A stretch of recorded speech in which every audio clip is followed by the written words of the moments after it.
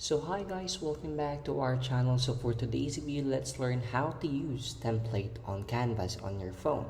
So to use a template, you basically select the platform you need and browse the available templates. And if you go to canva.com/template, or you can actually use the Canva on your phone, just like I'm actually doing right now.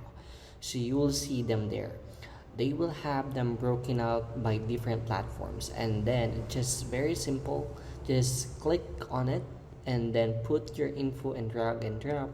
You can also replace things like images, or you can click the style button, and that's going to allow you to change some of the colors and things like that. So it's definitely one of these things where you can get those together really quick and easily.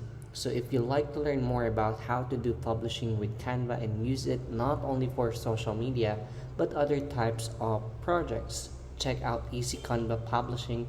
You can see the link below in the description, and that's going to help you get up to speed with Canva pretty quickly and easily. So that's it. I hope you learned something new today and learned a lot about Canva. So please don't forget to like, share, and subscribe. See you again next time.